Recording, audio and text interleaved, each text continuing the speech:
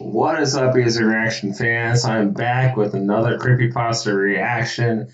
Tonight is number 8, and I have thought of doing this. So this is Danny's story from Chilling Tales for Dark Nights. Amazing series. It's in three. I think it's in 3 parts. Part 3. There's 4 parts to this.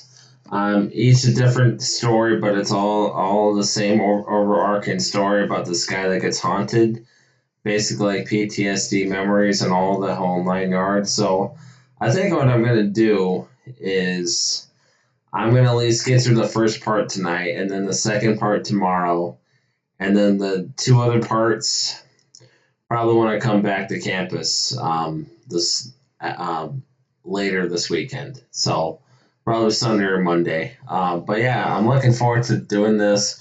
It's a great story. I listened to it multiple times, but the audio and the narration on this is just like top quality. So it's really cool. It'll get me into the feel of the October quickly approaching us. So this September's felt like the fastest September we've ever had. It's like, what the heck? It's like I literally just Beetlejuice came out a day ago, but that was the 4th. So my weeks were just full of me applying to jobs and didn't hear anything. And yesterday I finally got a job. I was like, what took so dang long? That's usually when you move to new places. It's like that. So I'm very lucky. So thank you, whatever God is out there. Thank you. Alright, this is Danny's story, Creepypasta, written by Jeff Clement. Yeah. Read a few comments before we go. The voice had something with us on in a dark room is truly haunting. I usually consider myself immune to scary movie stories, but I listened to these a year, and the first time I actually got goosebumps, I lived by myself, and I just got up and turned all the lights on in the house. You did a really good job. You got a new subscriber. Yeah. Okay. Ready for this? Let's go. Chilling Tales for Dark Nights.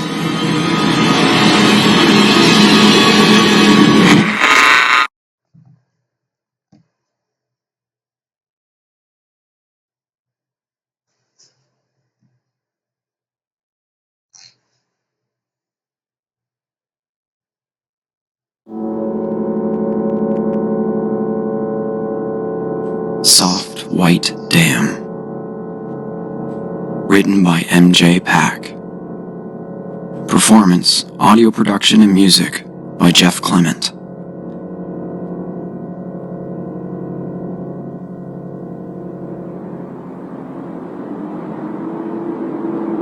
It's been snowing forever. Every time it seems like it's about to let up, the sky clouds over with that flat, white paper look, and down it comes. More goddamn snow. I stopped shoveling the walk after the first 2 days. My dad was always real particular about his shoveling, so I tried to do the same, but fuck, man. It was useless. I may as well have been that Greek guy with his boulder, the way it piled up after I broke my damn back trying to clear a path. Told myself I'd do the neighborly thing and take care of it as soon as the thaw started, but it hasn't started yet, so seemed like the best idea was just to stay inside and stay warm. Make some soup, drink some whiskey. And after last night, drink more whiskey. Kind of a lot of whiskey. You might think that was the problem, the whiskey, but no. I mean, I was drunk, but a good drunk. The nice, easy drunk that makes your head buzz in the funniest way. I hadn't looked outside in a while. Early on, I'd pulled down one of the blinds to sneak a peek, but saw only more fucking snow. The whole world was white and it was starting to piss me off, so I let the blinds go with a little snapping sound that made me feel better for some reason. Like, yeah, take that, snow. It was getting late, but I wasn't really paying attention at the time. I only knew it was dark out because I hadn't moved from the couch to flip the lights when the gray glow outside finally went down. You couldn't say that the sun set, not really, because it wasn't out all day. It was hidden behind them damn thick snow clouds. And the living room was that weird kind of blue you get when the only source of light is a TV screen. I'd spent most of the day hopping from cable movie to cable movie, pretty bored, but drunk enough by then that the sight of Goldie Hawn in Overboard wasn't too rough on the eyes. She's an annoying bitch in that one, and she's got a mouth like an insane person, but she's still pretty hot. So I'd settled in with a fresh glass of Jack, pants unzipped in case I felt frisky. And that was when the noises started. Sort of quiet at first. So quiet I thought it was just snow or sleet hitting the windows. Then a little louder. Then, drunk or not, I couldn't ignore it.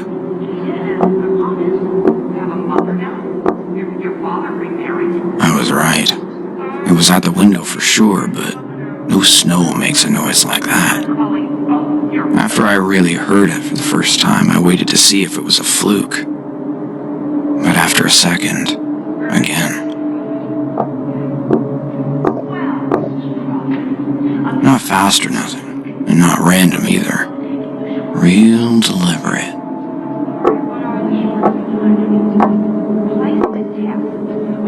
Same sound it makes when you drum your fingers on a table if you're restless. Right on the window pane of my porch window. Someone was screwing with me, I was sure of it. Maybe pissed I hadn't shoveled the walk yet. Out there tapping on my window in the middle of a blizzard just to hawk me off. I waited another minute. I didn't turn down Overboard in case they were listening close. Didn't want them to know I knew they were out there. I was going to catch them off guard, see? And when I heard, I snapped down one of the blinds, ready to make mean eyes at some punk kid or nosy neighbor. Nothing out there, though. Weird, too, because the tapping, it was on the glass, right there, right behind those blinds. I have watched the movie for about 10 minutes, waiting for the tapping to start up again, but it didn't. Pretty soon, I drained half the glass of Jack and I was feeling okay again. A little jumpy, I guess, but it hadn't really scared me. Not yet. It was just getting to the part where Goldie really gives it to that snooty teacher when I heard something else.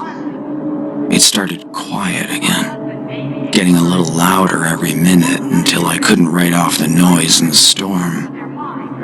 This time, I did mute the movie, and almost immediately wished I hadn't. It was this low voice. Couldn't tell if it was a man or a woman, but it was low. And it was talking. Only, that's not right, because it wasn't really saying anything. It wasn't saying words. Just sort of gibbering. A constant babble of sounds and wheezy grunts that meant nothing. It wasn't like another language or anything either. Like, you know when you hear another language, and even though you can't understand them, you know they're saying something. Maybe it's the way they say it, I don't know, but this was different. My dad had a stroke when I was a kid. We were out shopping for a gift for my mom's birthday, and I asked him if he wanted to look at cards. And when he opened his mouth, he started talking, but it wasn't words, it was just garbled stuff. And he knew he wasn't saying the right thing, but he couldn't fix it. I hadn't thought of that in years. But the sounds outside, they were like that. That's the closest I can get. Whatever it was heard me turn down the volume and got louder, gibbering like my dad that day in April. And for a horrible second, I actually thought it was my dad's voice. But he's been dead a long time, so there was no way. And it felt like as soon as I let go of that memory and that thought, the gibbering sounded less like him until I was sure. No, it wasn't my dead dad out there on the porch in the snowstorm. I was drunk, like I said, and for a minute I felt kind of sad about that. My head, it felt kind of funny, too. Like I'd been watching TV in the dark too long. The buzzing that was nice earlier sounded more like hornets than bumblebees now. I finished the glass of whiskey, slammed it on the table, and looked through the blinds again. Nothing out there. Snowing, still, harder than ever. But nothing on the porch, and right away the gibbering stopped. I don't know why I looked like that. I should have been more careful. I didn't know what could be out there, if it was a homeless guy or whatever trying to find a warm place to sleep in the storm, but a part of me also knew it wasn't a homeless guy, and that I should have been more careful when I looked. 'Cause homeless guys don't sound like your dead dad no matter how drunk you are. It was okay, though, because nothing was on the porch. But I didn't unmute overboard, and I was pretty quick to get some more whiskey. A few minutes went by, probably the same as before if I really think about it. And now I heard something running, full on running, back and forth across the porch. Something with big, heavy footsteps, and an awful lot of speed. Every third run or so, I'd hear it throw itself against the wooden banisters at either end of the porch. The wood would groan, and whatever it was would let out some weird chuffing sound. Not like it had knocked the wind out of itself. More like it was laughing. I didn't know what to do. I was too scared to look now, and really wishing I hadn't had so much to drink. Or maybe that I'd had much, much more. But after the latest slam against the banister, I thought I heard wood splinter, and without thinking I yelled, "Hey! Stop!" It did. It got real quiet. The phone was in the kitchen. I should have called the cops, but it didn't even cross my mind because then... Danny. It was the same babbling voice from before, and it made my name sound like gibberish. Like my name didn't fit right in its mouth. Danny. It wasn't running anymore. It sounded like it was shifting from foot to foot. Back and forth, fast, like when a kid gets hyper or has to pee. It was right outside the front door. Danny, are you sorry, Danny? It said, and my stomach suddenly felt like it was full of cold mud. Are you sorry, Danny? You're sorry, aren't you, Danny? Oh, Danny, your daddy knows. Oh, yes, Danny, your daddy's here. It sounded like my dad again, yeah, but not really. The way a funhouse mirror looks like you, but not really. Come outside, Danny. It said, Daddy's here. Daddy's back. Danny. Open the door. You forgot to shovel the walk, Danny. Daddy's awful mad at you. I looked down and I was standing at the door, reaching for the knob. I didn't remember even getting off the couch or setting my drink down or zipping my pants back up. I didn't forget to shovel, I told it, stepping slowly away from the door. I'm gonna do it when it stops snowing. Oh, Danny. It said, don't you know it's never going to stop?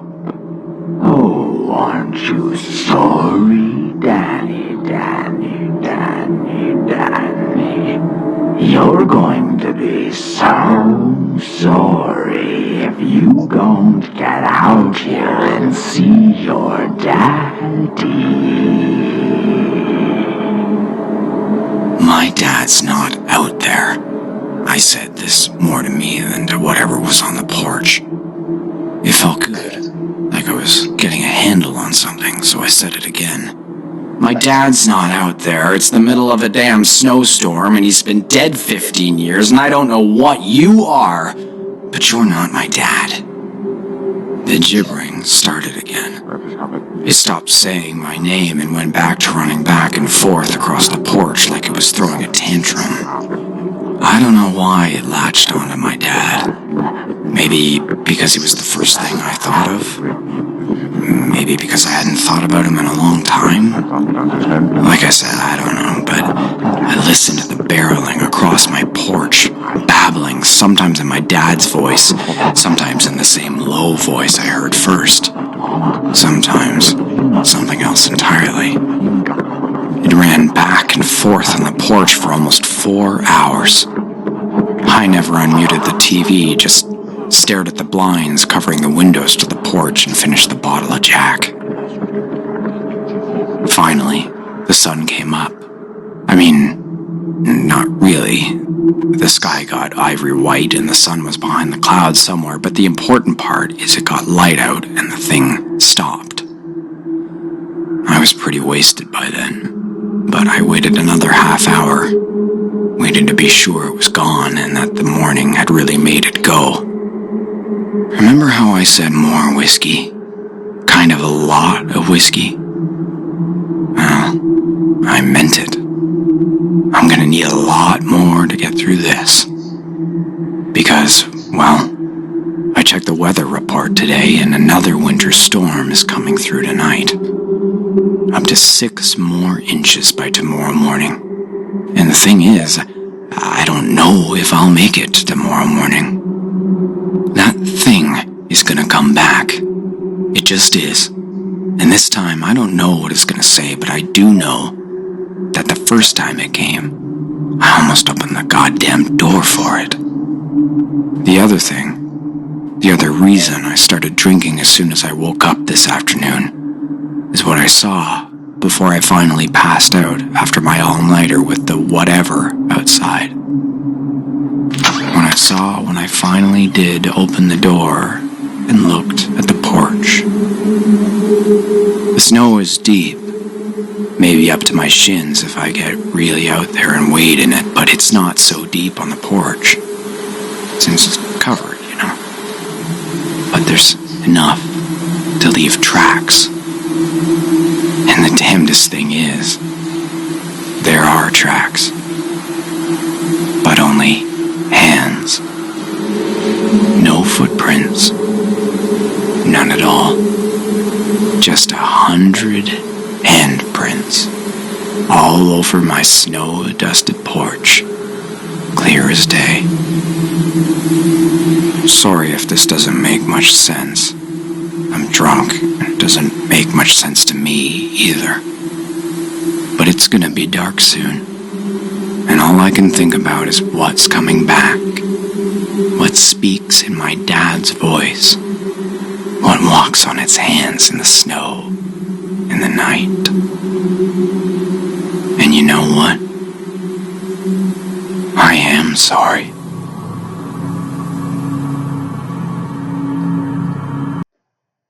Get away! What do you want?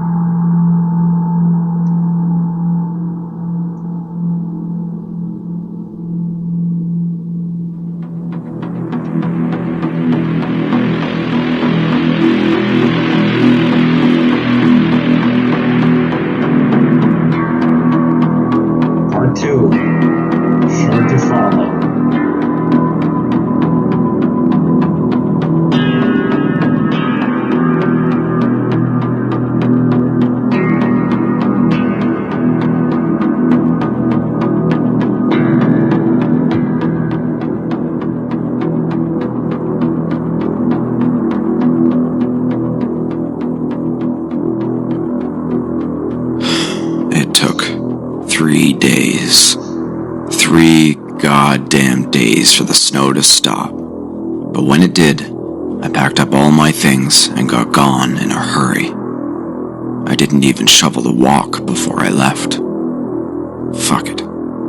I mean, it wasn't like I had to give notice or anything. Dad's money makes life pretty easy, and I don't need much. Besides, I've got places all over.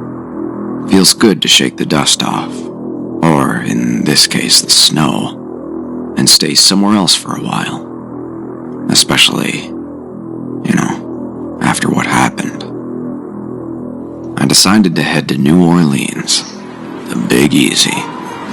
There's no place like Bourbon Street in the world, I tell you. So full of life and booze and half-coherent women. My favorite things. Main problem is the rain. There's a reason they don't bury their dead in Louisiana. Stick them in big concrete boxes above the ground instead. But rain isn't snow, and I can survive. I'm good like that. I had a place on the outskirts of town. Close enough I could go into the city and have some fun, but far enough from the constant buzz of NOLA activity that I wouldn't be bothered. I mean, who can listen to jazz that often without going crazy? Jazz is fine and all, but there's a limit. It was okay for a while. Started to suspect that maybe I'd even imagined the whole thing.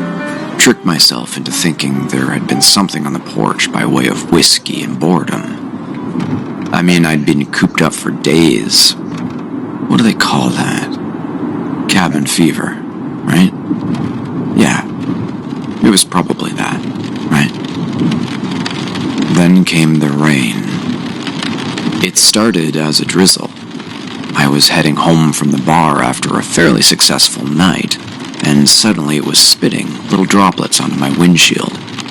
The annoying kind that you barely need wipers for, but if you don't use them, you can't really see. And it honestly pissed me off. This small thing that shouldn't have mattered, but did somehow. It was a black smudge on what had been a pretty good time, and I guess it reminded me of the snow.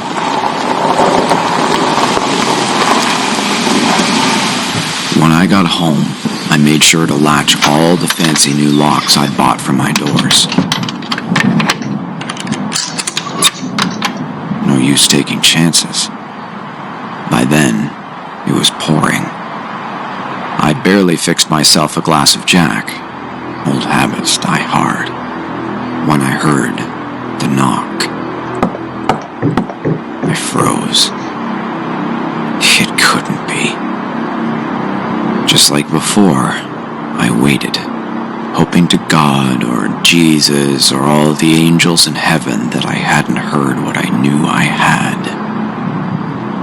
Enough time passed, rain pounding steady on the roof, that for a brief, blessed moment, I actually thought that, yeah, I'd heard something, but it was just the storm and nothing else. Again, a knock. Then another. I knew by now not to look outside, not to check the porch. Last time, that seemed to let it in my head somehow. Let it get me off the couch and almost open the door. Then, Mister? it was a little voice. A kid's voice. He sounded all right, sort of familiar, barely audible over the rain. Maybe it was a neighbor. Maybe he sounded like someone I'd heard on TV. All possibilities, sure. Most important, though, he sounded all right. But I still couldn't make myself look out there. Yeah?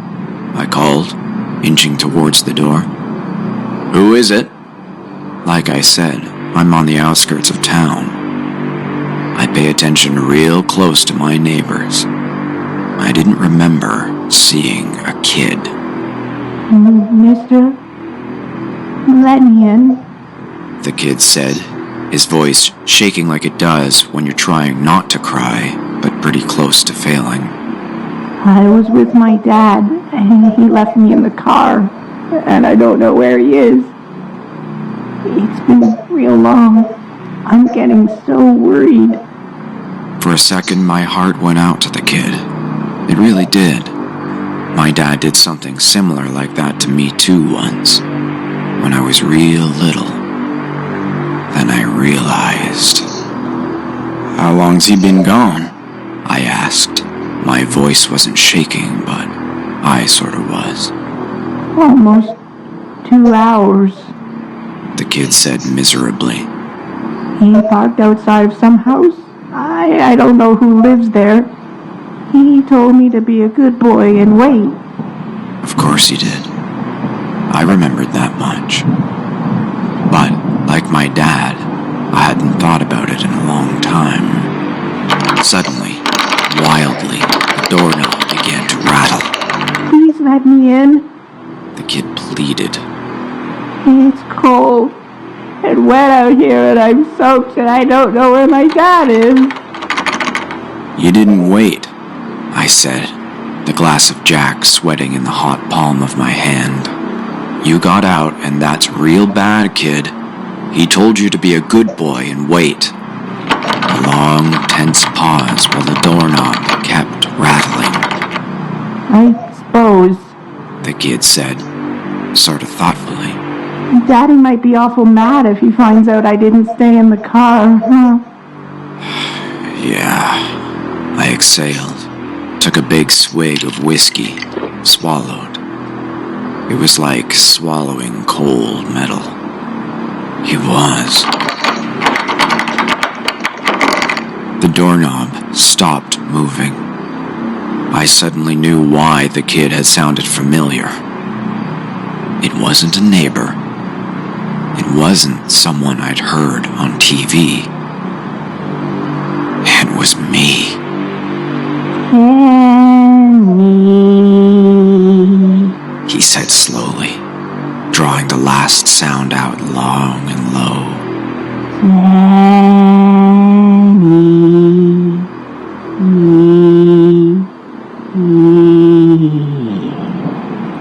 I told you my dad was real particular about things, like shoveling the walk when it snowed.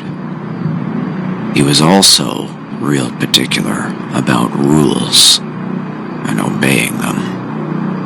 We waited as long as we could, I said, like talking to this other me outside the door was normal, fine, not batshit crazy. We waited, kid. I know that. But it was such a long time. Daddy got mad, didn't he, Danny? It was still my voice. The voice of me when I was 8 and my dad left me in the car. And that was somehow worse. The funhouse mirror version in the snow had been better because I could tell myself that there was something wrong, something bad. But this just sounded like me. Yeah, he sure did, I said. But he told us, he told us to be good, and what did we do? Got right out of the car and started snooping like spoiled little shits. Another swig. We deserved what we got.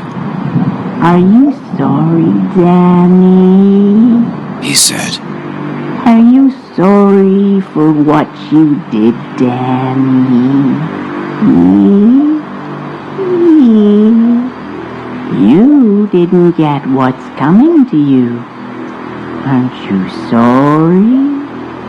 I remember the whooping I got when we got home that night. I had gotten what was coming all right. Outside, the rain poured.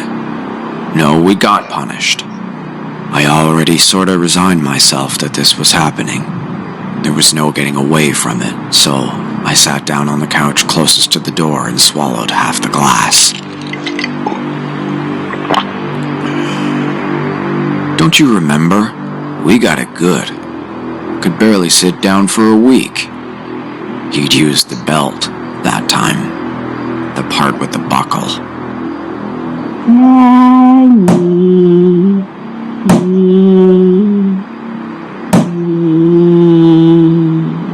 Slow, deliberate slaps against the door, like palms smacking on wood. Let me in. Let me in. Let me in. I exhaled through my nose. The world was starting to dim around the edges, but I tried to ground myself. Took another sip, hoping it would warm my insides, which had become cold, sick. I didn't answer.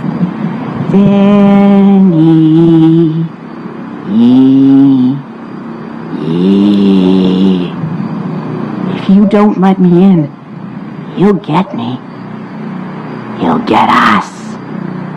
I didn't answer. Aren't you sorry?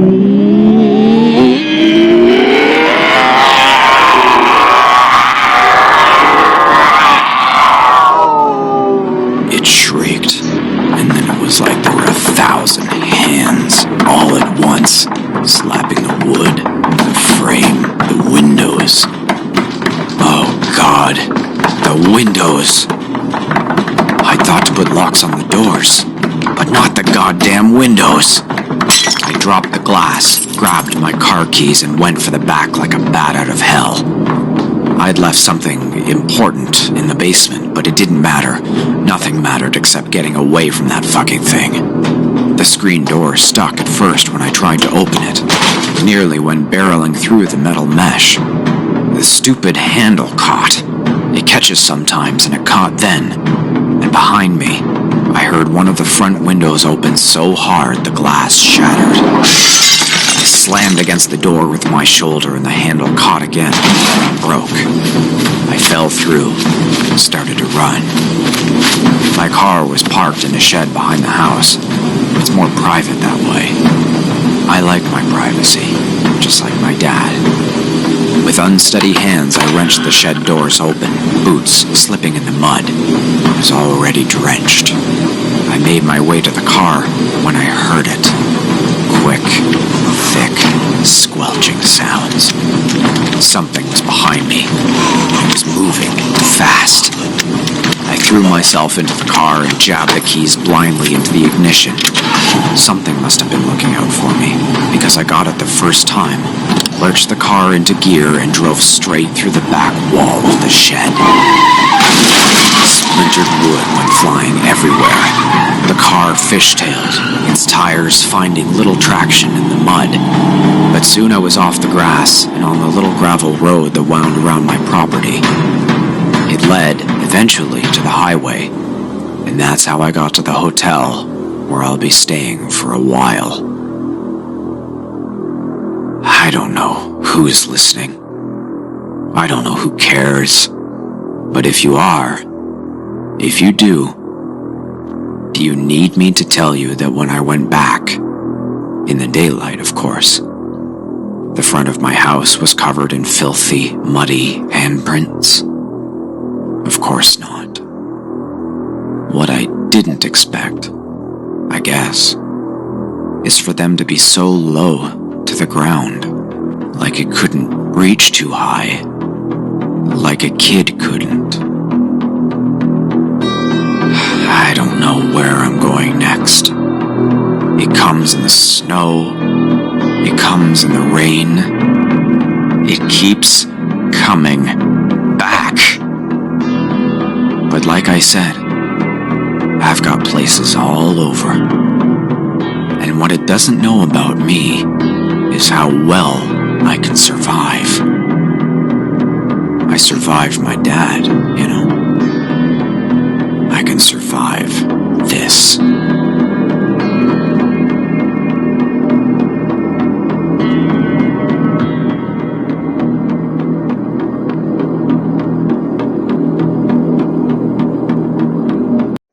At Harbor Freight. So that is part 1 and 2 of Danny's story. I listen to that a ton during this time of year, and it always gives me, goosebumps. Just really cool story, dark. Those sound effects, like the first time I heard them, I was on my tablet and my headphones, trying to go to sleep, and then that thing wakes me up from my sleep. It was that, yeah. I was in freshman year of high school too, so I mean that gave me nightmares. I'm not even gonna lie. Like almost 15, 16 years old, and that's still, yeah. So really great story.